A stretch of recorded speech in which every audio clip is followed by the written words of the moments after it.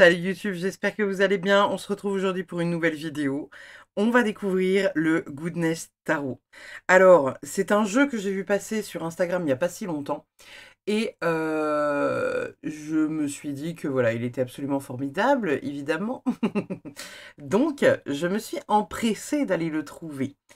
On est sur un tarot qui vient de Russie, donc c'est un tarot qui a eu des petits frais de douane, pas des gros frais, hein, c'est 2 balles, 2 euros, mais voilà, je vous préviens, au cas où vous auriez envie de l'acheter, si vous avez envie de vous le procurer, il y a possiblement, si vous l'achetez depuis le site officiel du Taroko Studio, vous allez avoir peut-être quelques frais de douane, puisqu'ils ont ouvert le colis, hein, voilà, j'annonce, ils ont ouvert le colis pour voir ce qu'il y avait dedans, pourquoi, comment, qu'est-ce qui se passe.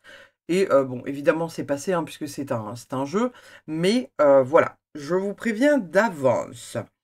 On est sur une jolie petite boîte avec des jolis petits dessins. Voilà, on a majoritairement un jeu qui est écrit donc en anglais.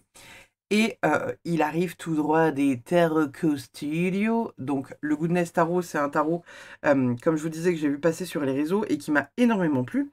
Puisque je trouve qu'il est très inspiré du dessin animé Là-haut. J'ai vu quelques images et ça me faisait un peu penser, vous savez, au dessin animé Là-haut. Alors, on n'est pas sur le même type d'illustration, mais il y a un côté mignon que vous allez comprendre forcément en voyant les cartes.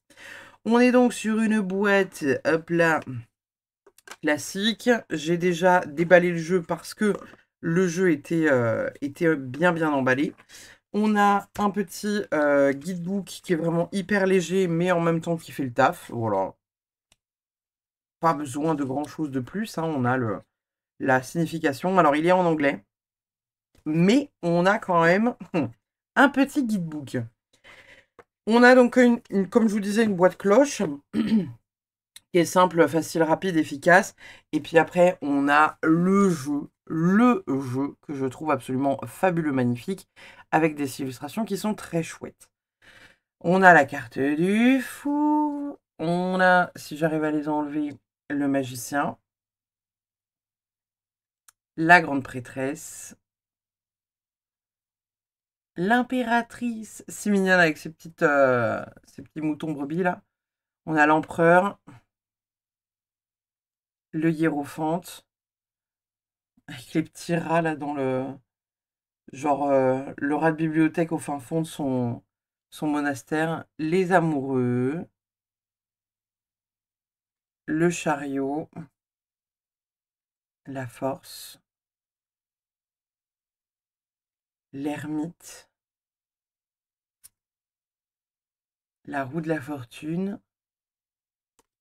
La justice. Le pendu. La carte de la mort. Alors, celle-ci, je la trouve particulièrement belle. Parce que on est vraiment sur une illustration qui est douce, je trouve. Comparé à d'autres illustrations dans d'autres tarots de l'arcane sans nom, l'arcane de la mort, je trouve que on est vraiment sur un côté doudou. On a la tempérance, la carte du diable. Et en fait, vous voyez, au niveau des images, c'est sur celle-là que je suis tombée, moi, quand je me suis dit, ah, ça parle beaucoup un peu du côté, voilà, comme je vous disais dans le dessin animé là-haut, hein, avec le couple de petits papy-mamie qu'on voit évoluer tout au long d'une jeunesse. En fait, ça m'évoquait ça quand je voyais les illustrations, ça me faisait penser à ça. On a la carte de l'étoile, la lune, le soleil, le jugement, le monde. Ensuite, on passe aux épées. Et là, je trouve ça chouette, mais chouette. Vous voyez, genre juste... là, je trouve que l'as d'épée, déjà, il est fantastique, quoi. L'as d'épée, c'est vraiment, vous savez, la clarté mentale, le fait d'y voir clair. Et on voit que là, il passe au-dessus des nuages qu'il y a en plein milieu de la ville pour réussir, entre guillemets, à trouver son chemin. C'est génial. Je trouve que les illustrations, elles sont vraiment magnifiques, quoi. Le 2 d'épée. 3 d'épée. 4 d'épée. Avec le petit papy dans son lit, là, avec son petit chien. Vraiment, je trouve que les cartes, elles sont hyper belles. Hyper belles, hyper cute. On est sur un jeu qui est quand même assez quali, qui est assez grand, hein, vous voyez, par rapport à la taille de ma main. Et je le trouve beau, quoi. Le 6 d'épée. Le 7 d'épée. Le 8 d'épée. Le 8 d'épée ici, ok. On a vraiment une carte, c'est comme si elle était hyper timide d'aller dans une direction en mode qu'est-ce que je fais? J'y vais pas. On voit qu'elle est figée quand même, hein, elle est dans une espèce d'inquiétude. Le 9 d'épée. Le 10 d'épée. J'aurais peur d'aller chez le dentiste. Le valet. Je les trouve trop belles. Je trouve que l'inspiration est fantastique.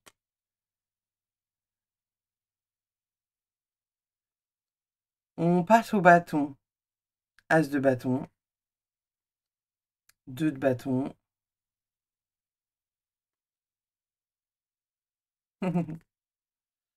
Je les trouve vraiment chouettes parce que il y a des tarots où c'est difficile, vous savez, d'interpréter le qu'est-ce qu'il y a derrière la carte au niveau de l'image, etc. Je trouve que là, c'est très très fluide, quoi.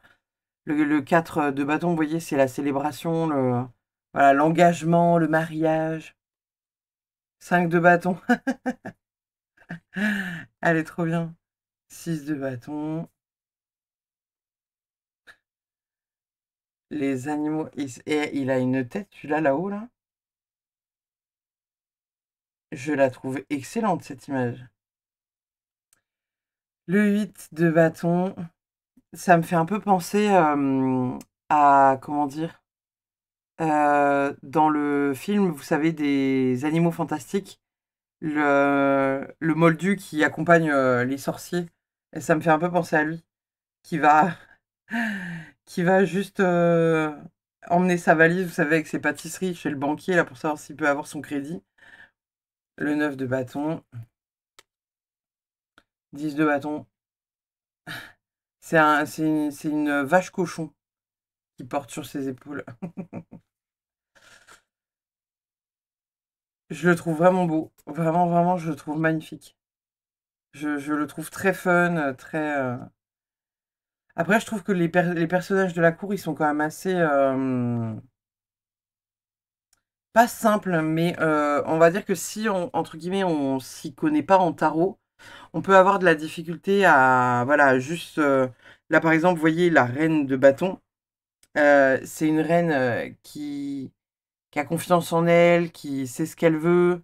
Elle est vraiment, voilà, confiante. Assez leader, etc., etc. Et je trouve que là, on est vraiment sur une position où, voilà, elle est mignonne, mais il n'y a pas ce côté qui est hyper affirmé, vous voyez.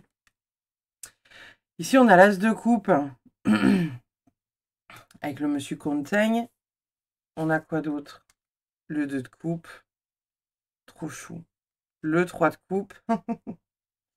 Les bières. Le pif rouge. Le 4 de coupe.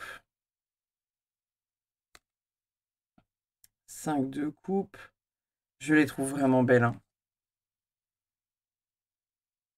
J'aime beaucoup celle-ci, hein. Le 6 de coupe avec un peu les grands-parents avec leurs petits-enfants. Le 7 de coupe, elle est fabuleuse, cette carte-là. Elle est fabuleuse, cette carte-là. Alors, le 7 de coupe. Pourquoi elle a mis une... très bonne question, ça. Je suis en train de... Ah, ça doit être pour le côté illusion, je pense. Le 7 de coupe, c'est les illusions, vous savez, le côté, voilà, on a des attentes hyper élevées. Et peut-être qu'elle a mis ça en mode, quand on va chez une voyante, on a envie de savoir, vous savez, voilà, toute notre vie, etc., etc. Et peut-être qu'elle ne nous donne pas ce qu'on veut entendre. Il y a peut-être quelque chose un peu du genre. On a quoi d'autre? On a le 8 de coupe. Elle est très chouette. Elle est trop bien, celle-là. Elle est fantastique. J'adore. Ah, le 10 de coupe, là. Elle est vraiment trop chouette, quoi. Avec le petit chat grognon en mode... ils se font du câlin, ils me câlinent pas. Valet de coupe. Cavalier. Elle est très douce, cette reine. Le roi de coupe qui savoure son petit vin, là. Ah, là, c'est chouette, là. J'aime beaucoup. J'aime beaucoup parce qu'il y a des petits, genre des petits easter eggs. Vous voyez, là, il a un espèce de, je sais pas, c'est quoi, un chèque ou quelque chose comme ça. Et il est sur un piédestal avec Winner. Genre, juste trop bien, quoi. Le 2 de coupe. Enfin, le 2 de pentacle, pardon. Le 3 de pentacle. Le 4 de pentacle. Le 5 de pentacle. C'est bien parce que là, on est vraiment sur un 5 de pentacle où on voit que voilà, en fait, on n'a pas la sensation qu'il soit hyper pauvre parce qu'il n'est pas... Au niveau du visuel, je trouve qu'on n'est pas sur une image quand même qui est trop violente. Il y a des 5 de pentacle qui sont bien plus violents que celui-là. Mais il y a quand même ce truc de tristesse où voilà, il est... Enfin, à la fois tristesse et à la fois joyeux quand même, hein, parce que le mec, il est en train de jouer de la trompette sous la neige avec le petit chien et tout. Je trouve ça chouette, quoi. Le 6 de pentacle avec le partage avec les pigeons. Le 7 de pentacle. Alors, 7 de pentacle. Ah. J'essaie de comprendre l'illustration que la créatrice a voulu mettre là-dedans. Parce que le 7 de pentacle, vous savez, c'est la récolte. Alors, là, on est vraiment sur un... Très bonne question. Ah, peut-être que ça représente la patience. Le fait qu'ils se disent que bah, de toute façon, même s'il continue de déneiger, ça va continuer de tomber. Donc, faut peut-être, je sais pas, regarder la lumière, avoir peut-être lueur d'espoir ou quelque chose comme ça. Ensuite, on a le 8 de pentacle. Elle est chouette aussi, hein, avec voilà, la sculpture qui est en cours de création. Incroyable. 9 de pentacle. 10 de pentacle. Oui, c'est ça, 10 de pentacle, excusez-moi. Le valet. J'aime énormément la couleur de cette carte. Elle est vraiment hyper belle, quoi. On a le cavalier, la reine et le roi. Formidable, formidable, formidable. Alors, je vais faire comme d'habitude. Je vais demander un petit message pour moi. Savoir ce que ce tarot a à nous dire de beau. On va voir ça tout de suite. Quel message je dois recevoir avec ce beau tarot? Ce beau et magnifique tarot. Qu'avons-nous là?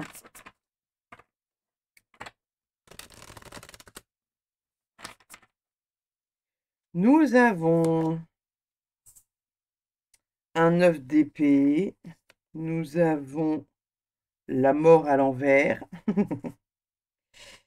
Et nous avons une reine d'épée, pardon. Ah, ok, ok, ok.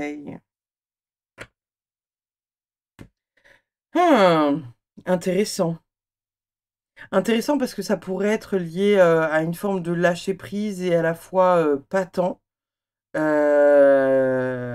Et en même temps, on a cette carte de la mort là qui est retournée, donc il y a un truc, il y a un renouveau qui arrive, hein, il y a un truc qui se met en place, quoi. La reine d'épée, je la trouve vraiment chouette. Elle est vraiment toute kiki. Et encore une fois, la reine d'épée, c'est une reine, vous savez, qui est, voilà, elle est franche, elle a un côté pas chaleureux, la reine d'épée. Et là, je trouve que ça va. Je trouve que ça va, hein. On est vraiment sur une reine qui est vraiment, ouais, elle est mignonne, quoi, pour une reine d'épée. Reine d'épée, vous savez, c'est vraiment l'énergie franche, un peu agressive dans le regard. Enfin voilà, elle a rien de... Elle évoque pas de la sympathie, la reine d'épée. Mais là, on est quand même sur une reine d'épée qui est mignonne, qui est cocoon, qui est... On a envie de la tutute des joues, là. Vous savez, comme on fait au Ghost, là. Je détestais quand ma grand-mère me faisait ça. Euh, Le 9 d'épée, ici, on est vraiment sur quelque chose... voilà, on est sur l'inquiétude. Le mec, il se réveille en pleine nuit avec son arme à feu. C'est l'inquiétude, on se fait des scénarios. Alors, est-ce que le message qu'on me donne, c'est que voilà, faut pas que je m'inquiète par rapport à certaines choses parce que j'ai la force de m'imposer. Euh, c'est peut-être aussi ça, hein. Peut-être qu'on me dit aussi qu'il faut que je revoie, vous savez, quelque chose au niveau des heures que je fournis au boulot ou des trucs comme ça. Dans le sens où on a vraiment, enfin, en tout cas, je l'interprète comme ça, le fait que parfois je m'occupe de choses la nuit.